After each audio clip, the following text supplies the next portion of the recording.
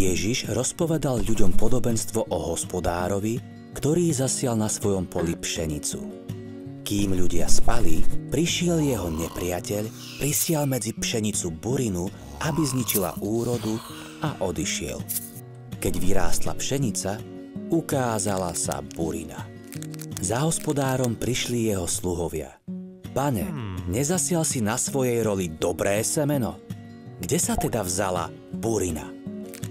On im vravel, to urobil nepriateľ. Sluhovia mu povedali, chceš, aby sme šli a vytrhali burinu? On odpovedal, nie, lebo by ste mohli vytrhnúť aj pšenicu. Nechajte oboje rásť až do žatvy. V čase žatvy poviem zberačom, pozbierajte najprv burinu a spálte ju, ale pšenicu zhromaždite do mojej stodoly. Nepriateľ sa hneval na hospodára a preto mu chcel v zlosti urobiť škodu. Ak niekto úmyselne zničí alebo pokazí cudziu vec, je to veľký hriech.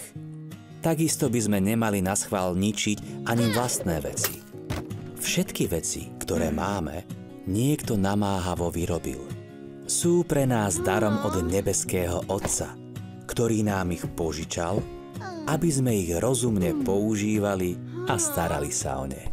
Keď hospodár zistil, že nepriateľ zasial na jeho poli burinu, určite ho to tiež nahnevalo. Nechcel však unáhlene vytrhať burinu, aby pritom nepoškodil pšenicu. Rozhodol sa trpezlivo čakať, kým obe rastliny dozrejú a potom ich od seba starostlivo oddeliť. Hospodár tak namiesto ničenia buriny zachránil svoju úrodu.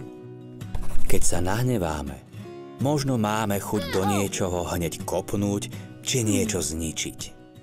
Skúsme sa radšej v hneve zastaviť a popremýšľať, čo vlastne náš hnev spôsobilo a čo s tým vieme spraviť tak, aby sme nikomu a ničomu neublížili.